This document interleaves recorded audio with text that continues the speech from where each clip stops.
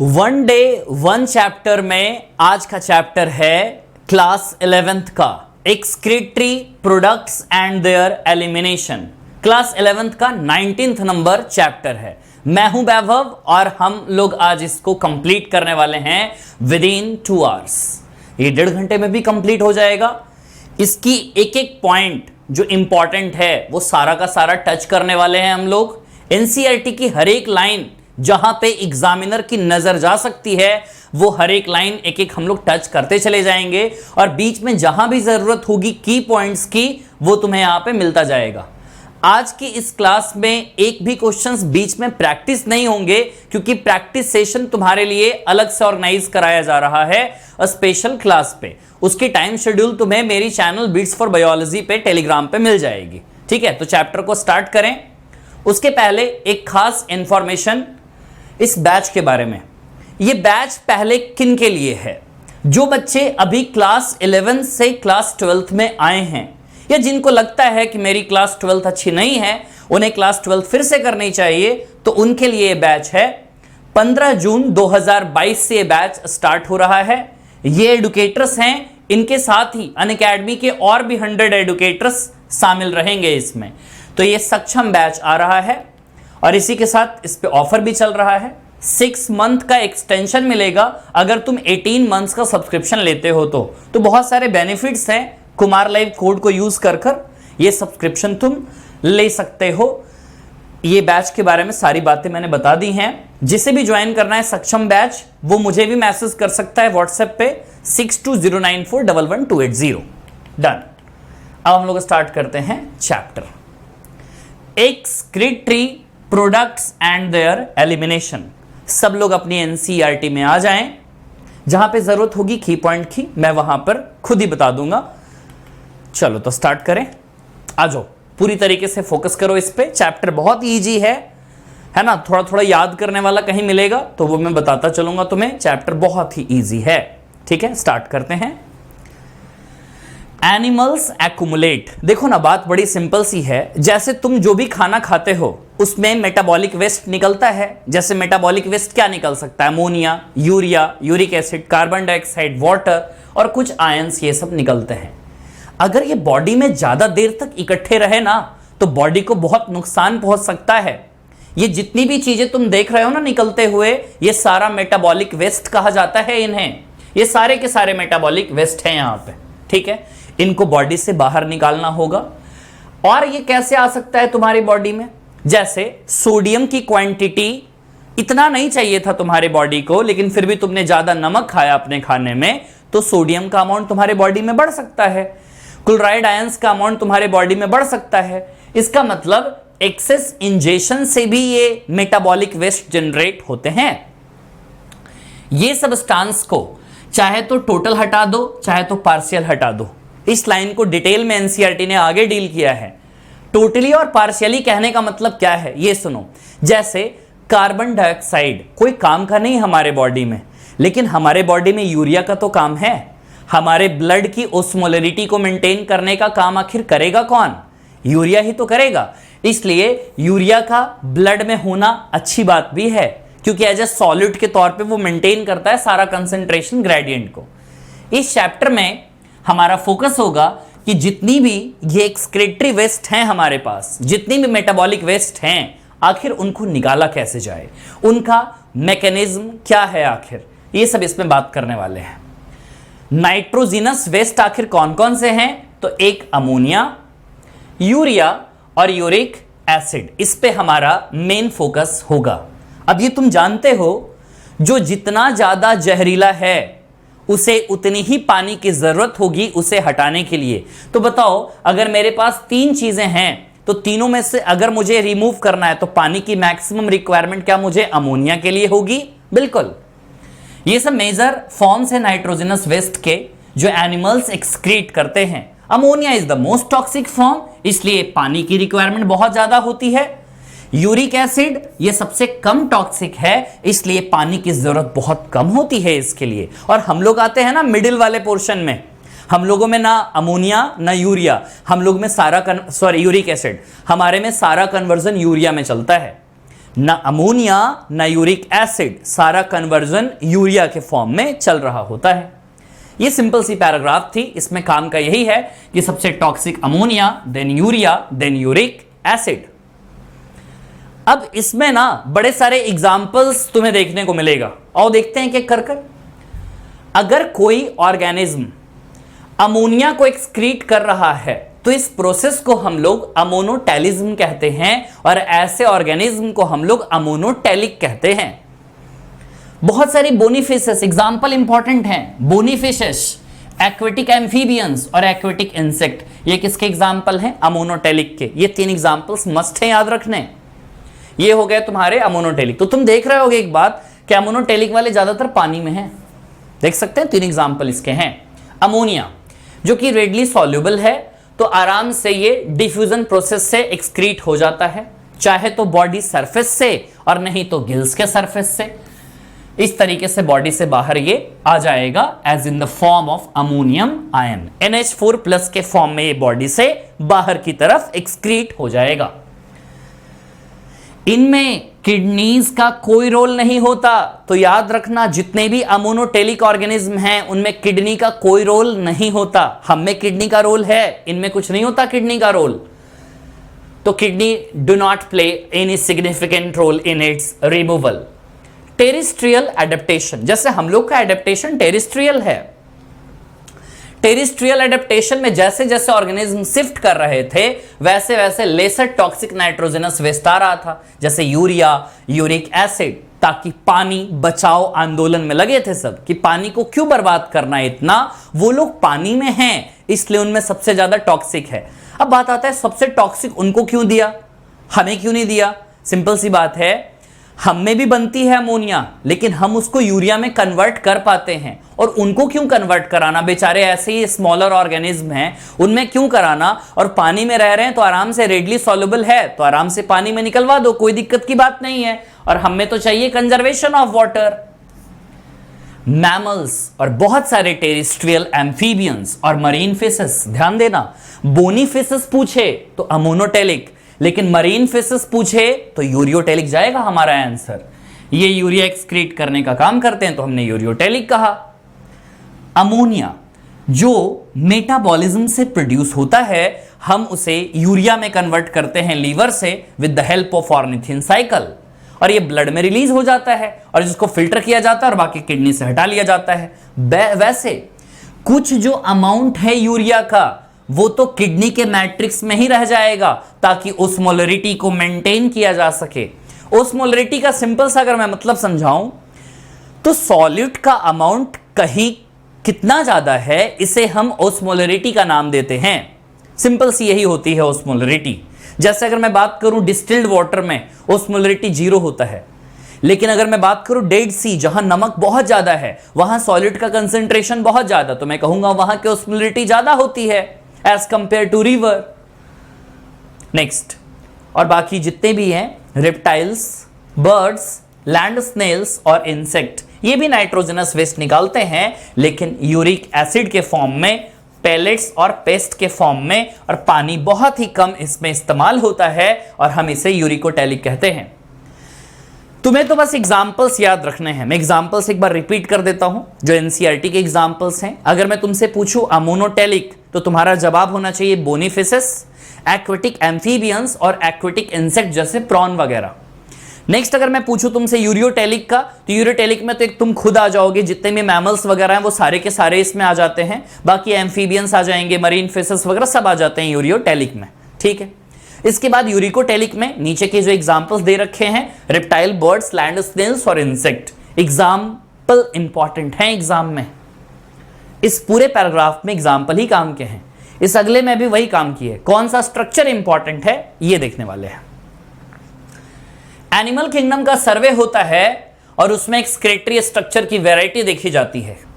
जब ज्यादातर इनवर्टेब्रेट्स को देखा जाता है जो कि कॉम्प्लेक्स एनिमल नहीं है, जो कि सिंपल एनिमल है, मतलब नॉन कॉर्डेट्स, तो ये स्ट्रक्चर बहुत ही सिंपल मिलती है, सिंपल ट्यूबुलर फॉर्म। जैसे हमें किडनी है, ये कॉम्प्लेक्स है, लेकिन पूरे नॉन कॉर्डेट्स में मुझे तुम दिखा दो कहां पे किडनी मिलती है, कहीं है ही नहीं। वही वर्टेब्रेट्स की बात करें तो कॉम्प्लेक्स ट्यूबुलर ऑर्गन होता है जिसे हम किडनी के नाम से जानते हैं। ये बात बहुत इंपॉर्टेंट है। तो सिंपल ट्यूबुलर फॉर्म की बात करें इनवर्टेब्रेट्स में होता है और कॉम्प्लेक्स ट्यूबुलर ऑर्गन्स वर्टेब्रेट्स में होता है। कुछ स्ट्रक्चर यहां पे मेंशन किए गए हैं, जैसे प्रोटोनेफ्रेडिया जिसे हम फ्लेम सेल्स के नाम से जानते हैं, एक और नाम होता है इसका सोलेनोसाइट्स, वो भी याद रखेंगे। तो 3 नाम हो गए, एक इसमें है प्लैटीहेल्मिन्थिस में। एग्जाम्पल फ्लैटवर्म्स, प्लेनेरिया जिसे डुजेशिया के नाम से भी जाना जाता है, रोटिफर्स और कुछ एनालिड्स और सेफेलोकॉर्डेट जैसे एम्फियोक्सस में तुम्हें देखने को मिलता है क्या, प्रोटोनेफ्रेडिया। तो ध्यान से देखेंगे, ट्रिक बता रहा हूं एक। पी का मतलब प्लैटीहेल्मिन्थिस, रोटो मतलब रोटिफर्स की बात आराम से कर सकते हैं, ए मतलब एम्फियोक्सस। एग्जाम्पल तो ऐसे ही तुम याद कर लोगे। एग्जाम्पल वैसे हैं कौन कौन, तो यहां पर प्लैटीहेल्मिन्थिस में आने वाले, तो पी फॉर प्लैटीहेल्मिन्थिस, रोटी तो यहां रोटो, यहां एनालिड्स तो यहां ए फॉर एनालिड्स और ए फॉर एम्फियोक्सस। खत्म। किडनी का काम क्या है, तुम बोलोगे एक्सक्रेशन में काम है और ओस्मो रेगुलेशन में काम है। ओस्मो रेगुलेशन क्या होता है, ब्लड में वाटर और सॉल्ट की बैलेंसिंग को हम ओस्मो रेगुलेशन के नाम से जानते हैं। जो तुम्हारी किडनी कर रही है ना, वही इनकी प्रोटोनेफ्रेडिया कर रही है। Protonephridia are primarily concerned with ionic and fluid volume regulation, जिसे हम ओस्मो रेगुलेशन के नाम से जानते हैं। ऐसे ही अर्थवर्म्स में या और भी अदर एनालिड्स में नेफ्रेडिया देखने को मिलता है। प्रोटोनेफ्रेडिया अलग कॉन्सेप्ट है, नेफ्रेडिया अलग है। प्रोटोनेफ्रेडिया के एग्जाम्पल्स याद करने हैं और नेफ्रेडिया के। नेफ्रेडिया का भी सेम वही काम है, ओस्मो रेगुलेशन और एक्सक्रीशन। मेल्पिगियन ट्यूबुल ये ज्यादातर इंसेक्ट में मिलता है, जैसे कॉकरोच में इसके नंबर 100 से 150 हो सकते हैं। कॉकरोचेस एग्जाम्पल में दे रखा है ऑलरेडी। मेल्पिगियन ट्यूबुल का वही काम है, नाइट्रोजिनस वेस्ट को निकालना और बाकी ओस्मो रेगुलेशन को मेंटेन करना। वैसे ही प्रॉन्स की बात करें, जो क्रस्टेशियन का मेंबर होता है, इसमें एंटिनल ग्लैंड या ग्रीन ग्लैंड होता है, इसका भी सेम वही काम है, एक्सक्रीशन का काम और ओस्मो रेगुलेशन का काम। पूरी एनिमल किंगडम की सर्वे हुई और उसमें कुछ एक्सक्रेटरी स्ट्रक्चर आए। मैं रिपीट कर दूं वो स्ट्रक्चर कौन कौन से हैं, प्रोटोनेफ्रेडिया, नेफ्रीडिया, मेल्पिगियन ट्यूबुल और एंटिनल ग्लैंड। कितनी सिंपल लगती है ना, कि एनसीईआरटी की पूरी कॉम्प्लेक्स पैराग्राफ बस इतनी ही लिखी थी उसमें बात। ज्यादातर इनवर्टेब्रेट्स में सिंपल, वर्टेब्रेट्स में ये चीज कॉम्प्लेक्स मिल गई और बाकी इधर स्ट्रक्चर और बाकी इधर एग्जांपल्स। समझ गए। तो कई बच्चे कमेंट करते हैं कि मुझे ये जो एनपीपी होती, सॉरी जो की पॉइंट्स होती है उससे मेरे क्वेश्चन सॉल्व नहीं होते। मुझे ये नहीं समझ में आता क्वेश्चन कैसे नहीं हो पाएगा यार सॉल्व, क्योंकि मेन जो कॉन्सेप्ट का निचोड़ है ना वो तो मैं की पॉइंट में ही डालता हूं। तो इससे क्वेश्चन कैसे नहीं होगा मुझे ये बताओ। सारा मेन मटेरियल तो इसमें ही है। तुम अगर पिछला चैप्टर नहीं देखे हो बॉडी फ्लूइड्स एंड सर्कुलेशन, जाकर देखना तो मजा आ जाएगा। वो प्योरली वो की पॉइंट बेस्ड है पूरा का पूरा। चैप्टर आराम से रिवाइज कर सकते हो 70 मिनट 75 मिनट के अंदर। चलो आगे बढ़ते हैं। देखो, ह्यूमन एक्सक्रीटरी सिस्टम ये तुम्हारे सामने है। ह्यूमन एक्सक्रीटरी सिस्टम, इसको यहां पे एनसीईआरटी ने लिखा है ह्यूमन यूरिनरी सिस्टम का नाम दिया है। मतलब एक ही है, क्योंकि एक्सक्रेशन में ही सारी चीजें यहां पे आती हैं। ह्यूमन के पास जो एक्सक्रेटरी सिस्टम है उनमें एक पेयर होती है किडनी की, ठीक है, एक ये रहा और एक ये रहा। एक पेयर यूरेटर का है। यूरेटर किसे कहते हैं, जो किडनी से एक नैरो पाइप आई है, इसे हम यूरेटर कहते हैं। ये भी दो हैं, दोनों किडनी से निकल रही है। एक यूरिनरी ब्लैडर है, ये तुम्हारे यूरिनरी ब्लैडर हैं जिसमें दोनों यूरेटर आकर खुले हैं। और बाकी एक यूरेथ्रा है जो यहां से यूरिनरी ब्लैडर से बाहर की तरफ जा रहा है। तो हमारे पास ये चीजें क्लियर हैं कि किडनी हमारे पास दो है, यूरेटर भी दो है, यूरिनरी ब्लैडर एक है और यूरेथ्रा एक है हमारे पास। किडनी का कलर याद रखना है, रेडिस ब्राउन कलर का देख सकते हैं। कैसा शेप है, तो बीन शेप्ड स्ट्रक्चर होता है। लोकेशन बड़ा इंपॉर्टेंट। लोकेशन की बात करें तो हम थोरैक्स में चले जाएं लास्ट नंबर पे और लंबर में चले जाएं हम थर्ड नंबर पे। ये समझ में आ रहा है? फिर से रिपीट कर रहा हूं। ये टी और एल जो लिखा हुआ है, टी का मतलब थोरैसिक होता है और एल का मतलब लंबर होता है। थोरैसिक टोटल 12 होते हैं, मैंने 12 पे खत्म कर दिया टोटल।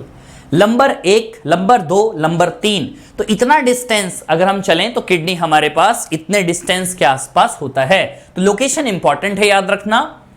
थर्ड लंबर और लास्ट थोरेसिक, ये चीज हमारे लिए इंपॉर्टेंट है और डॉर्सल इनर वॉल पे देखने को हमें मिलता है एब्डोमिनल कैविटी की, क्योंकि ऊपर तो थोरेसिक कैविटी है, नीचे एब्डोमिनल कैविटी है, तो हमें देखने को मिलेगा ये डॉर्सल इनर वॉल पे।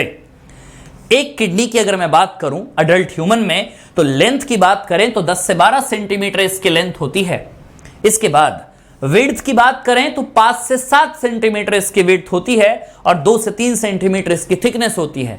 याद रखने का सिंपल सा तरीका है, अगर मैं बोलूं 3 2 तो 5, 7 5 तो 12 कर लोगे, सिंपल सा तरीका है।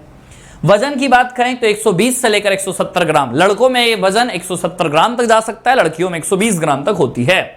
डायग्राम देखें जरा, किडनी को 2 हिस्सों में अगर बांटा जाए तो बाहर का कॉर्टेक्स होता है, अंदर का मेडुला होता है। इसमें भी मैं बताऊंगा कुछ चीजें, आओ आगे बढ़ते हैं जरा। Next, toward the centre of the inner concave surface of the kidney is a notch called hilum. ये हाइलम वही जगह है, देखें जरा हाइलम क्या है। इस जगह को बोला जाता है हाइलम, ये जो मैंने डाला डब्बे में, इस जगह को बोलते हैं हाइलम। मैं रेनल पेल्विस को हाइलम नहीं कह रहा, रेनल पेल्विस तो वो स्ट्रक्चर है जो हाइलम के अंदर में हमें देखने को मिलती है। तो यहां पे हम देख पा रहे हैं हाइलम। हाइलम कहां मिलेगा? कनकेव सरफेस पे, मतलब इधर का सरफेस कॉन्वेक्स है तो इधर का सरफेस कॉनकेव है, क्योंकि यहां पे केव बना हुआ है इस तरीके से। तो बताओ क्या इसमें सारा का सारा कुछ इंटर कर रहा है? यूरेटर की एंट्री इधर से ही हो रही है, ब्लड वेसल्स की एंट्री इधर से ही हो रही है, फिर नर्व्स जितने भी है उसकी एंट्री इधर से ही हो रही है। बात समझ में आई? वो जगह का नाम क्या है? तो बोलेंगे हाइलम। तो वहां पे नॉच मिल रहा है, बहुत सारा कुछ एक ही जगह पाइप पे सारा गया हुआ है कनेक्शन। देखो ना यहां पर कितना सारा कुछ एक ही जगह पे है, तो उस नॉच को हम बोलते हैं क्या? हाइलम। हाइलम के अंदर चलेंगे तो एक ब्रॉड फनल शेप का स्पेस मिलता है जिसे हम रेनल पेल्विस कहते हैं। इसी को बोला जा रहा है रेनल पेल्विस। इसका मतलब यह हुआ कि अगर मैं इधर से चलना चाहूं तो मुझे सबसे पहले मिलेगा हाइलम, और उसके बाद अगर मैं चलूंगा ना तो मुझे मिलेगा renal pelvis. Broad funnel shape space को मैं कहता हूं पेल्विस, ठीक है। इसके बाद मुझे कई सारे प्रोजेक्शंस मिलेंगे। प्रोजेक्शंस क्या हैं? देखो ना, यहां से जब रेनल पेल्विस जो स्पेस मिल रहा है, देखो यहां पे इस स्पेस को मैं कह रहा हूं रेनल पेल्विस, ये पूरा का पूरा स्पेस। अब ये रास्ता जहां से ये रेनल आर्टरी, रेनल वेन वगैरह एंट्री ले रहा है, इसे मैं बोलूंगा हाइलम, और उसके बाद मैं अंदर गया तो मैं बोलना होगा रेनल पेल्विस। अब क्या बहुत सारे कैलिक्स ओरिजिनेट हो रहे हैं? देखो ना यहां से बहुत सारे प्रोजेक्शंस अपीयर हो रहे हैं ना, इन प्रोजेक्शंस को ही क्या कहा जाता है? कैलिक्स। किडनी की ओवरी की ही तरह एक आउटर लेयर और एक इनर लेयर होती है। आउटर लेयर की बात करें यहां पे तो टफ कैप्सूल होता है जो कनेक्टिव टिश्यू का बना हुआ होता है। किडनी के अंदर चलें तो 2 जोन देखने को मिलता है, बाहर वाले को कॉर्टेक्स कहते हैं और अंदर वाले को हम मेडुला कहते हैं। ये बातें तो तुमने ओवरी में भी की थी कि आउटर का जो होगा वो कॉर्टेक्स होगा, इनर का मेडुला होगा। ऐसा तुमने एड्रिनल ग्लैंड में भी देखा है। मेडुला की बात करें तो मेडुला में बहुत सारे कोनिकल मासेस हैं जो तुम्हें पिरामिड की तरह दिखती हैं, जिसे हम मेडुलरी पिरामिड के नाम से जानते हैं। देख सकते हैं ना यहां पे 1 2 3 4 5 6 7। इस किडनी में मुझे टोटल 7 मेडुलरी पिरामिड्स देखने को मिल रहे हैं। देख सकते हो यहां पे, जो कि आगे कैलिसेस में या कैलिक्स में आगे जाकर प्रोजेक्ट हो रहा है। देखो ना, अगर ऐसा है 1 2 तो ये सब जाकर कैलिक्स में प्रोजेक्ट हो रहे हैं ना। देखो 3 4 सब कैलिक्स में प्रोजेक्ट हो रहे हैं। फिर पहले बनेगा यहाँ पे मेजर कैलिक्स, फिर बनेगा माइनर कैलिक्स। ऐसे ऐसे चीजें यहाँ पे बनती हैं, पहले माइनर फिर मेजर कैलिक्स बनता है। ये डायग्राम में क्या इंपॉर्टेंट है वो मैं बता दूं। पहले ये चारों चीज तुमने देख लिया ऑलरेडी, फिर इसके बाद कॉर्टेक्स देख लिया, फिर इसके बाद तुमने मेडुला भी देख लिया, रेनल पेल्विस भी तुमने देख लिया। किडनी के ऊपर में तुमने एड्रिनल ग्लैंड देखा। अब सुनो, ये है inferior vena cava. 2 vena cava होते हैं, एक सुपीरियर वेना कैवा, एक इंफीरियर वेना कैवा। तो किडनी तो नीचे है तो वो इंफीरियर वेना कैवा से रिलेटेड है, और बाकी रेनल आर्टरी और रीनल वेन, इनका लोकेशन समझना बहुत इंपॉर्टेंट है। तो लेबलिंग अच्छे से देख लेना, और ये भी लेबलिंग तुम्हें क्लियर हो गई होगी। रीनल आर्टरी और रीनल वेन, पेल्विस समझ गए, यूरेटर समझ गए, कैलिक्स समझ गए। ये है माइनर कैलिक्स, और फिर ये बड़ा वाला जो है ना सब मेजर कैलिक्स है। ये है माइनर कैलिक्स और ये बड़ा वाला मेजर कैलिक्स है। ये मेडुलरी पिरामिड देख रहे हो, कई सारे हैं, 1 2 3 4 5 6 7। रीनल कॉलम क्या है, और यह कॉलम ऑफ बर्टीनी, दोनों एक ही होता है। दो मेडुलरी पिरामिड के बीच में जो ये स्पेस बच रहा होता है, इसे हम रीनल कॉलम का नाम देते हैं। रीनल कैप्सूल, वो किडनी के ऊपर की कवरिंग यहां पे होती है। यहां तक क्लियर है? चलते हैं आगे। कॉर्टेक्स को तुमने देखा, कॉर्टेक्स भी जैसे ये वाला जो पोर्शन है ना, ये कॉर्टेक्स वाला ही पोर्शन है, कोई अलग पोर्शन नहीं है, ये कॉर्टेक्स है, और बाकी इधर अंदर वाला जो है ना वो मेडुला है, इसलिए तो हमने नाम दिया मेडुलरी पिरामिड। तो कॉर्टेक्स मेडुलरी पिरामिड के बीच में भी देखने को मिलता है, हम इसे कॉलम ऑफ बर्टीनी का नाम देते हैं। क्या नाम दिया जाएगा? Columns of बर्टीनी। आगे देखें, अगर मैं एक किडनी की बात करता हूं तो एक किडनी में 1 मिलियन नेफ्रॉन देखने को मिलता है। अभी बात हो रही थी वर्टेब्रेट्स और इनवर्टेब्रेट्स की, तो वहां पर बात की गई थी ना कि हमारा जो होता है स्ट्रक्चर वो कॉम्प्लेक्स ट्यूबुलर स्ट्रक्चर होता है, जिसे हम नेफ्रॉन कहते हैं। और यही अगर इनवर्टेब्रेट्स की बात होती तो वहां चीजें बड़ी ही सिंपल थी। Kidney are the functional and structural units of nephrons are the structural and functional units of kidney. hepatic lobule liver का, seminiferous tubule testis का, ये बातें पता होनी चाहिए। ब्रेन की बात करें तो न्यूरॉन्स होते हैं। एक नेफ्रॉन की बात करें तो टोटल 2 पार्ट होते हैं इसमें। एक मेजर पार्ट होता है जिसे हम ग्लोमेरुलस कहते हैं। अभी मैं दिखाऊंगा तुम्हें ग्लोमेरुलस क्या है। देखो यहां पे ये जो कप देख रहे हो ना तुम, कई बच्चे इसे समझ लेते हैं ग्लोमेरुलस, ये तो बोमेन्स कैप्सूल है। और यहां पे जो एफरेंट आर्ट्रियोल आया और यहां पे जो इतनी कॉइलिंग हो रही है, इसे कहते हैं पूरे गुच्छे को ग्लोमेरुलस। और यहां से इफरेंट आर्ट्रियोल निकल जाती है जिसका डायमीटर कम होता है। समझे? Afferent arteriole, efferent arteriole. Afferent मतलब आया, इफरेंट मतलब यहां से एग्जिट कर गया। ग्लोमेरुलस समझ ही रहे हैं, इस गुच्छे को बोल रहे हैं। और ये जो कप जैसी चीज है हम इसे बोमेन्स कैप्सूल का नाम देते हैं। अभी तो इतना ही समझे, और बाकी सारा का सारा पार्ट ये रेनल ट्यूबुल हो गया। जो पीला वाला पोर्शन देख रहे हो ना, ये रेनल ट्यूबुल है। इसमें बात आती है पीसीटी की, प्रॉक्सिमल कॉन्वोलेटेड ट्यूबुल।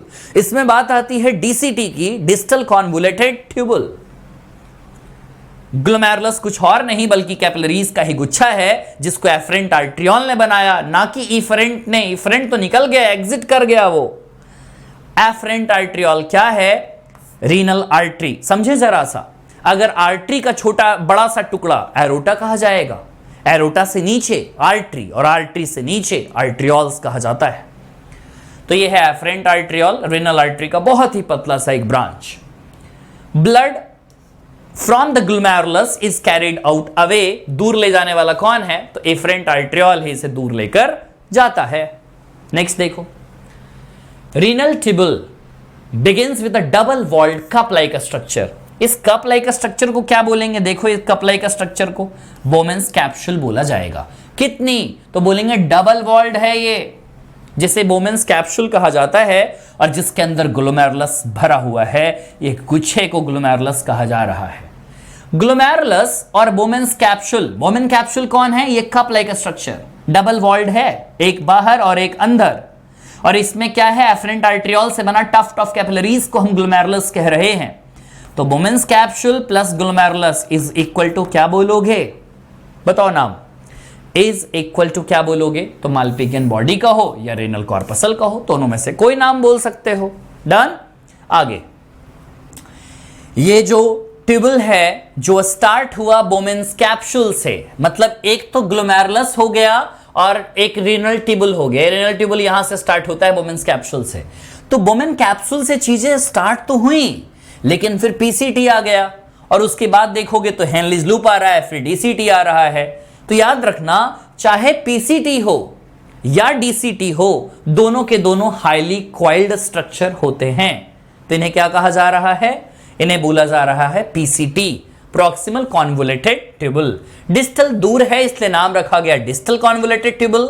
एक लंबी सी पाइप है जिसे हम कलेक्टिंग डक्ट के नाम से जानते हैं।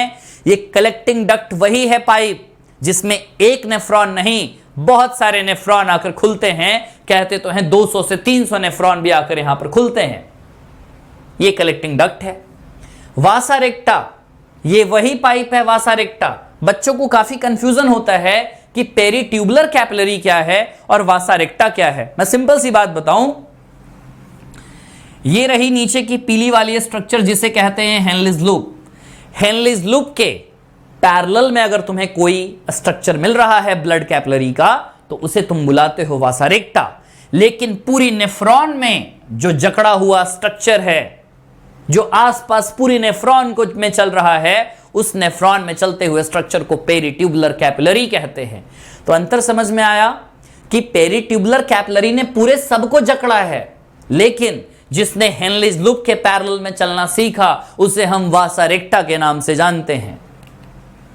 देख सकते हैं हेनलीज लूप के बारे में, यह स्ट्रक्चर कैसा है, हेयर पिन शेप है। जैसे लड़कियां ब्लैक कलर की पहनती है ना, हेयर पिन वगैरह जो भी लगाती हैं। ये ट्यूबल का अगला पार्ट है, किसके बाद, पीसीटी के बाद, जिसके पास डिसेंडिंग और असेंडिंग लिम्ब दोनों हैं। देखो ना, जैसे अगर यहां से चीजें आती हैं तो मैं कह सकता हूं ये डिसेंडिंग है, फिर से चीजें ऊपर जा रही हैं तो मैं कह सकता हूं ये असेंडिंग लिम्ब है। जो असेंडिंग लिम्ब है कंटिन्यूज आगे की तरफ जब जाता है वो, तो फिर से एक हाईली कॉइल्ड स्ट्रक्चर मिलता है पीसीटी की ही तरह। लेकिन वो स्ट्रक्चर कौन है, डीसीटी, जिसे डिस्टल कॉन्वोल्यूटेड ट्यूबल कहते हैं। और बहुत सारे नेफ्रॉन का जो डीसीटी है वो एक स्ट्रेट ट्यूब कलेक्टिंग डक्ट में आकर खुल जाता है। ये भी जो पोर्शन तुम देख रहे हो ना, ये भी जो पाइप की कटिंग देख रहे हो, कहीं ना कहीं ये डीसीटी का पाइप रहा होगा दूसरे नेफ्रॉन का। हमारे एनसीईआरटी में तो बस एक डायग्राम ही दे रखा है, तो बहुत सारे के यहां पे कन्वर्ज होते हैं और बाकी आ जाते हैं कलेक्टिंग डक्ट में। और कलेक्टिंग डक्ट अगर जाकर कहां खुलेगा, सिंपल सी बात है, कलेक्टिंग डक्ट तुम देख रहे हो ना, ये पाइप। अब ये पाइप में से जो भी यूरिन है वो आगे कहां जाएगा, तो वो समझना है। मेडुलरी पिरामिड, मेडुलरी पिरामिड के बाद कहां जाएगा, कैलिक्स, और कैलिक्स के बाद कहां जाएगा, रेनल पेल्विस, और रेनल पेल्विस से होते हुए यूरेटर से बाहर की तरफ निकल जाएगा। फिर से सुने, ये सारे के सारे कलेक्टिंग डक्ट अपनी चीजों को मेडुलरी पिरामिड के बाद कैलिक्स में डालने का काम करेंगे। अब उसके बाद रेनल पेल्विस में, और बाकी आगे यूरेटर से वो चीज यहां पे निकल जाएगा। सिंपल है यहां तक बातें, आगे चलते हैं जरा। मेलपिगियन कॉर्पसल मतलब दो चीजों से मिला हुआ स्ट्रक्चर, ग्लोमेरुलस और बोमेंस कैप्सूल, ठीक है। पीसीटी, डीसीटी, ये जो नेफ्रॉन के वो पार्ट हैं जो किडनी के कॉर्टिकल रीजन में रहते हैं। बहुत इंपॉर्टेंट लाइन, अभी दिखाऊंगा एक डायग्राम तुम्हें। तो याद रखना कि किडनी में दो जोन होते हैं, एक होता है कॉर्टेक्स, एक होता है मेडुला। तो कॉर्टेक्स जोन में क्या क्या मिला, ऊपर वाले जोन में अगर मैं बोलता हूं कि ये कॉर्टेक्स है और ये मेडुला है, तो ऊपर वाला हिस्सा कौन हो गया, कॉर्टेक्स, नीचे वाला मेडुला। तो कॉर्टेक्स में मुझे क्या क्या मिलेगा, मेलपिगियन कॉर्पसल, पीसीटी और डीसीटी, नेफ्रॉन के वो पार्ट जो मुझे कॉर्टिकल रीजन में मिले। लेकिन जब लूप ऑफ हेनली को तुम देखोगे तो वो तो नीचे की तरफ से होता है, मतलब वो मेडुला वाले पोर्शन में है।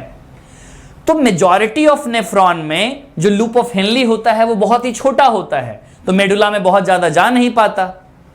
सच नेफ्रॉन, हम ऐसे नेफ्रॉन को कॉर्टिकल नेफ्रॉन कहते हैं। मैं अभी डिफरेंस भी बताऊंगा तुम्हें। लेकिन in some of the nephron loop of Henle is very long. याद रखें, मेजॉरिटी की बात की जाए तो इन मेजॉरिटी में लूप ऑफ हेनली बहुत ही छोटा होता है और वो मेडुला में जा नहीं पाता। तो मेजॉरिटी ऑफ नेफ्रॉन होते हैं कॉर्टिकल नेफ्रॉन, 80 to 85%। नेक्स्ट, कुछ नेफ्रॉन की अगर बात करें, सारे नहीं, मेजॉरिटी नहीं, कुछ नेफ्रॉन की अगर मैं बात करूं तो उनकी जो लूप ऑफ हेनली होती है बहुत लंबी होती है और मेडुला तक होती है। ऐसे को बोला जाता है juxta medullary nephron. On diagram से देखते हैं जरा। तुम इस डायग्राम में देखो, एक तरफ है कॉर्टिकल नेफ्रॉन और एक तरफ है जक्स्टा मेडुलरी नेफ्रॉन। दोनों में कुछ भी मत देखो, लूप ऑफ हेनली को देखो, ये हेनलीज लूप जिसे कहते हैं उसको देखो। देखो ना, हेनलीज लूप, ये वाला पार्ट है ऊपर का कॉर्टेक्स, नीचे का पार्ट जो है ना वो मेडुला है। देखो ना, हेनलीज लूप बस थोड़ा सा ही तो नीचे आया है, तो ऐसे नेफ्रॉन को हम कॉर्टिकल नेफ्रॉन नाम देते हैं। और इसमें आया है बिल्कुल नीचे तक तो बोल देते हैं जक्स्टा मेडुलरी। लेकिन मैक्सिमम हमारे किडनी में कैसे टाइप के नेफ्रॉन मिलेंगे, कॉर्टिकल। कॉर्टेक्स का एरिया भी ज्यादा है, मेडुला का एरिया उतना ज्यादा है नहीं। टाइप्स ऑफ नेफ्रॉन दोनों की बात कर लेते हैं, कॉर्टिकल और जक्स्टा मेडुलरी। नंबर की बात बोलूं तो कॉर्टिकल का नंबर ज्यादा है, 85% तक होता है, जक्स्टा मेडुलरी कम है। Loop of Henle too short, very long. Extension into the medulla, medulla में है ही नहीं, तभी तो नाम कॉर्टिकल रखा। और ये जक्स्टामेडुलरी ये डीप होता है 15%, ये 10 से 15%। वासा रेक्टा की बात करें, अरे वासा रेक्टा तो वही है जो हेनलीज लूप के पैरेलल में चल रहा था। जब हेनलीज लूप ही बहुत शॉर्ट है तो ये तो होगा ही नहीं, चाहे तो रहेगा भी तो बहुत ही रिड्यूस्ड रहेगा। इसमें हेनलीज लूप तो होना बिल्कुल तय है, क्योंकि मेडुला का देखो ना, मेडुला में पूरी तरीके से हेनलीज लूप आई हुई है, तो बगल में साथ में वासा रेक्टा भी चलेगी, कोई दिक्कत की बात है ही नहीं। नेक्स्ट, इफरेंट आर्ट्रियोल, ये वही स्ट्रक्चर है जो ग्लोमेरुलस से एग्जिट हो रहा था बहुत ही पतले कैपिलरी के तौर पे। जो रेनल ट्यूबुल की तरफ समा चुका है उसे हम पेरिट्यूबुलर कैपिलरी कहते हैं। लेकिन इसी नेटवर्क का पेरिट्यूबुलर कैपिलरी का ही एक छोटा सा वेसल जो हेनलीज लूप के पैरेलल में चलता है, जिसका शेप यू शेप होता है, हम उसे वासा रेक्टा कहते हैं। और लिखती है एनसीईआरटी कि वासा रेक्टा इज एब्सेंट और highly reduced in cortical nephron. मुझे लगता है आज से जो बच्चे इस वीडियो को देख रहे हैं उनको कभी दिक्कत नहीं होगी कॉर्टिकल और जक्स्टामेडुलरी नेफ्रॉन को समझने में, बहुत आसान है। कॉर्टिकल वो है जिसमें हेनलीज लूप बहुत ही छोटा है, और हेनलीज लूप छोटा है तो सिंपल सी बात है वासा रेक्टा क्यों रहेगा साथ में। तो ये ओवरऑल स्ट्रक्चर तुम्हें क्लियर हो गया होगा। इसमें एक भी ऐसा लेबलिंग नहीं है जो तुम नहीं कर सकते हो। ये स्ट्रक्चर पूरी तरीके से तुम्हारे पास क्लियर हो गया है। नेफ्रॉन और आसपास में ब्लड वेसल्स हैं, और वासा रेक्टा का शेप यू शेप है जो कि पैरेलल चल रहा है हेनलीज लूप के। अब हम आ चुके हैं एनसीईआरटी की चौथे पेज की आखिरी पैराग्राफ में। हेडिंग है जिसका यूरिन फॉर्मेशन। यहां से टॉपिक टेक्निकल है लेकिन आसान है, बिल्कुल ध्यान से सुनेंगे। कुछ फंक्शंस हैं जो तुम्हें याद करने होंगे, कुछ स्पेशल तरीके के सेल होंगे वो भी तुम्हें याद रखने हैं। चलो स्टार्ट करते हैं फिर। Urine formation. अब ये जो यूरिन बनाए जाते हैं ना, यूरिन को बनाने के लिए टोटल 3 मेन प्रोसेस की जरूरत पड़ती है। पहले प्रोसेस का नाम है ग्लोमेरुलर फिल्ट्रेशन, जिसे अल्ट्रा फिल्ट्रेशन के नाम से जाना जाता है। दूसरा रीएब्जॉर्प्शन, जिसे हम सिलेक्टिव रीएब्जॉर्प्शन के नाम से जानते हैं। तीसरा सिक्रीशन, जिसे ट्यूबुलर सिक्रीशन के नाम से जानते हैं। अगर ये 3 प्रोसेस नेफ्रॉन के अलग अलग हिस्सों में ना हो तो कभी भी हमारे पास यूरिन का फॉर्मेशन नहीं हो पाएगा। यह है पूरा पहला प्रोसेस जिसे हम अल्ट्रा फिल्ट्रेशन का नाम दे रहे थे।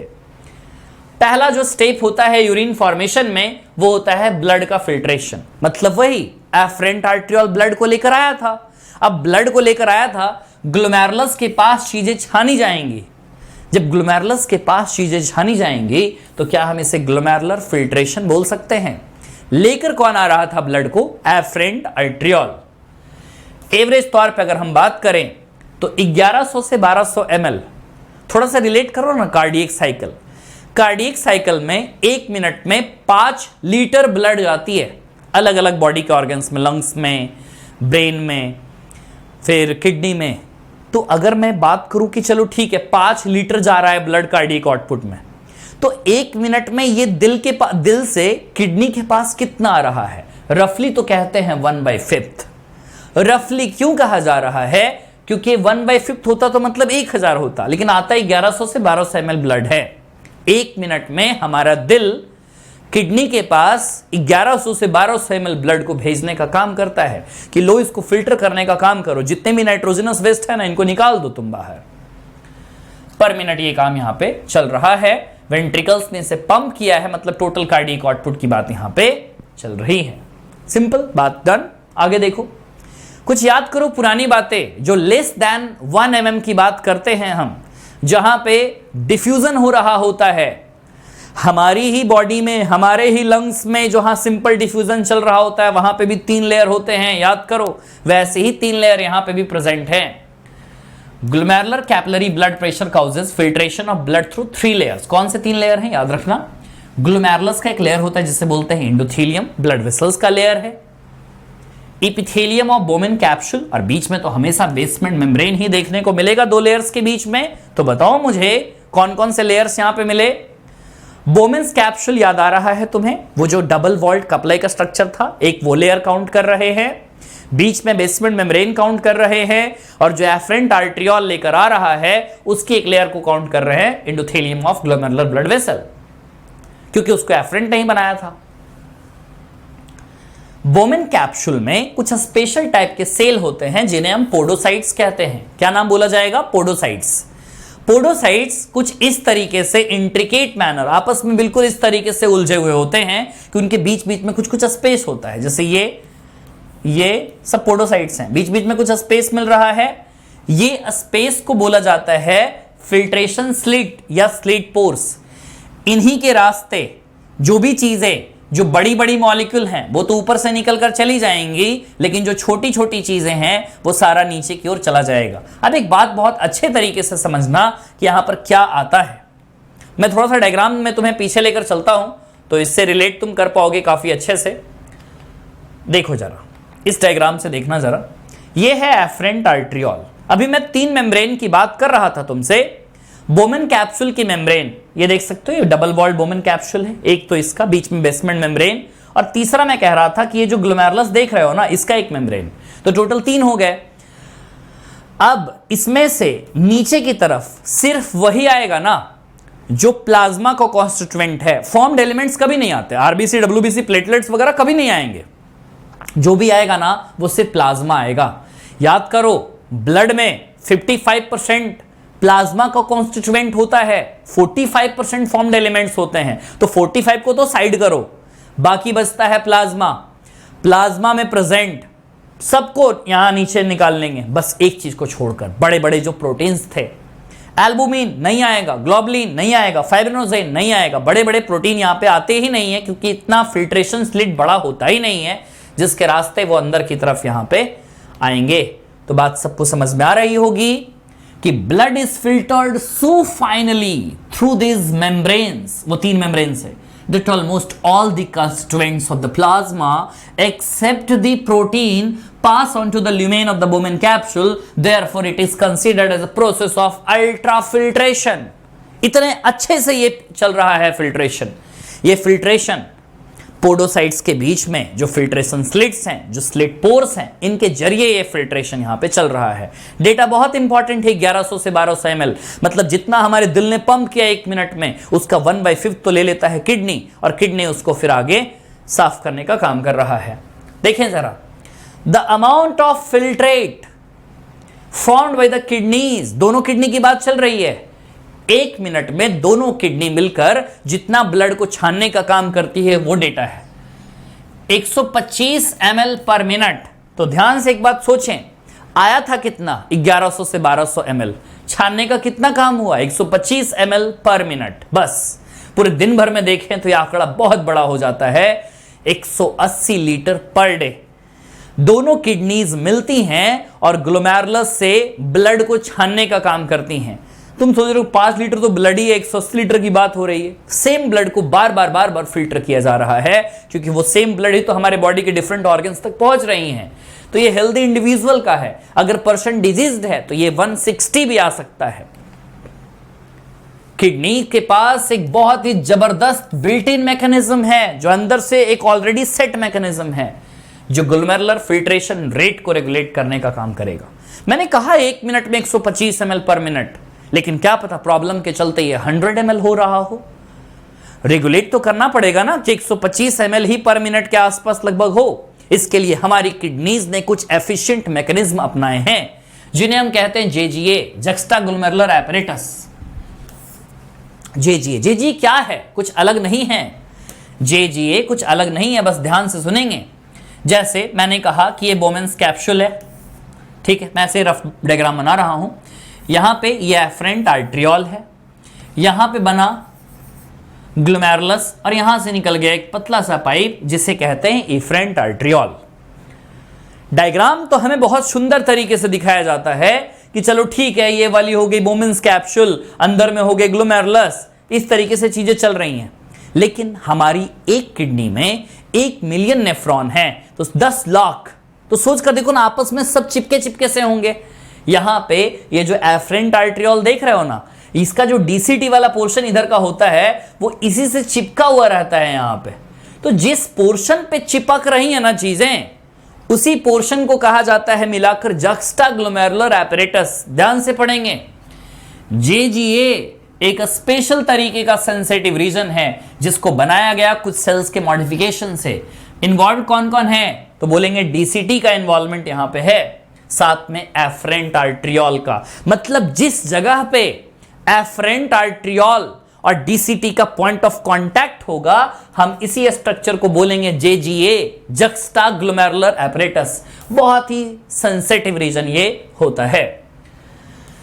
अब पता चला कि जीएफआर में कमी आ रही है, ग्लोमेरुलर फिल्ट्रेशन रेट एक दिन में 180 नहीं पहुंच पा रहा है, 150 ही पहुंच पा रहा है, तो जेजी सेल्स को एक्टिवेट कर दिया जाएगा। जेजी सेल्स रेनिन रिलीज किया जाए। ये रेनिन और वो रेनिन अलग है। वो पढ़ते थे डबल एन वाली डाइजेस्टिव एंजाइम थी जो इन्फेंट्स में देखने को मिलता है, लेकिन ये वो रेनिन है जो जेजी सेल्स ने रिलीज करने के काम किए हैं। तो a fall in GFR can activate the JG cells to release renin which can stimulate the glomerular blood flow।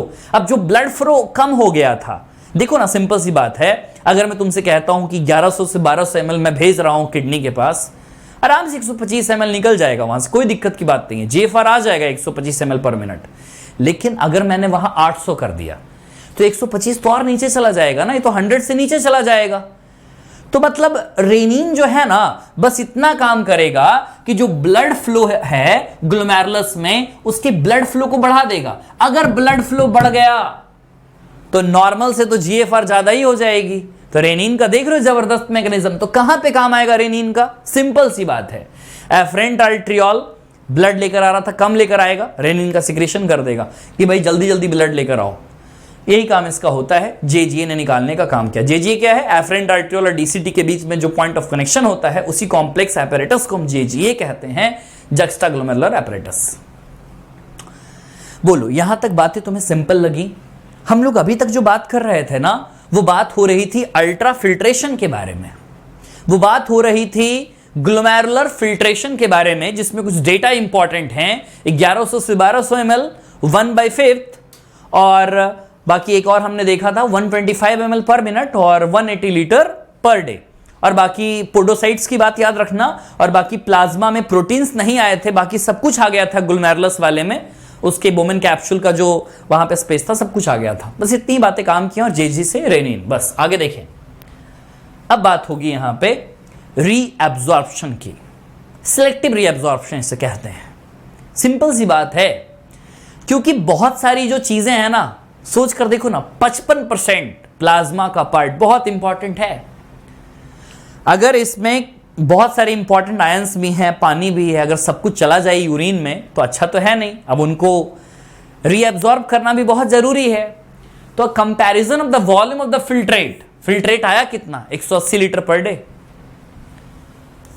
लेकिन जो यूरिन बाहर रिलीज हो रहा है वो महज 1.5 लीटर ही डेली रिलीज हो रहा है। इसका मतलब ये हुआ कि जो भी चीजें बोमेन्स कैप्सूल में आई हैं उसका 99% जो पार्ट है ना फिल्ट्रेट का, वो फिर से रीएब्जॉर्ब हो जाएगा, जो पास में घूम रहे हैं रेनल टेबल उनसे, वो सारा चीज फिर से ब्लड में ले लिया जाएगा। हम इसे सिलेक्टिव रीएब्जॉर्प्शन के नाम से जानते हैं। जो ट्यूबुलर एपिथेलियल सेल है, यहां पे देखना जरा, जो पूरे के पूरे नेफ्रॉन है ना, उसमें ये सारी चीजें ली जा रही हैं, लेकिन तरीके दो हैं, एक है एक्टिव तरीका और एक है पैसिव तरीका। पैसिव में एटीपी लगेगा नहीं, एक्टिव में एटीपी लगेगा। अब यहां पे देखना, ग्लूकोज को लेना है, अमीनो एसिड्स को लेना है, सोडियम आयन को लेना है, तो इसमें एनर्जी तो देना पड़ेगा, एक्टिवली एब्जॉर्ब होगा, बिना एटीपी के एब्जॉर्ब हो नहीं पाएगा। लेकिन नाइट्रोजनस वेस्ट के लिए हम पैसिव ट्रांसपोर्ट का ही इस्तेमाल करते हैं, क्योंकि नाइट्रोजनस वेस्ट हमें बहुत ज्यादा रीअब्जॉर्ब नहीं करना होगा। जैसे यूरिया की अगर मैं बात करूं नाइट्रोजनस वेस्ट के बारे में, तो यूरिया मुझे बहुत ज्यादा नहीं चाहिए, कुछ ही अमाउंट मुझे किडनी के मैट्रिक्स में चाहिए ताकि उस मोलरिटी को मेंटेन किया जा सके। पानी का रीअब्जॉर्प्शन भी पैसिवली चलता है। तो यहां पर तो मैं कहूंगा दो चीजें लिख लो, यूरिया या कोई भी नाइट्रोजनस वेस्ट और प्लस साथ में पानी, ये दोनों का रीअब्जॉर्प्शन पैसिवली होता है, और बाकी glucose, amino acid, sodium ion वगैरह का सबका एक्टिवली होता है। ध्यान रखना ये बात। अब देखो, दो प्रोसेस हो चुके कंप्लीट। पहला था अल्ट्रा फिल्ट्रेशन, दूसरा सिलेक्टिव रीअब्जॉर्प्शन। 99% फिल्ट्रेट रीअब्जॉर्ब हो जाती है, तभी तो यूरिन 1.5 लीटर आ पाता है। और इसमें पैसिव कौन और एक्टिव कौन, ये मैंने बता दिया। और बाकी अब आते हैं किसमें, लास्ट में ट्यूबुलर सिक्रेशन में। इसमें क्या है देखना, बड़ा इंपॉर्टेंट चीज है ये।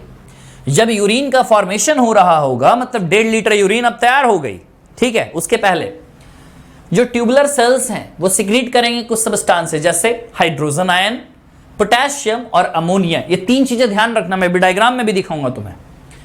जो फिल्ट्रेट है ना, उसमें 3 चीजें भेजी जा रही हैं, हाइड्रोजन आयन, पोटेशियम और अमोनिया।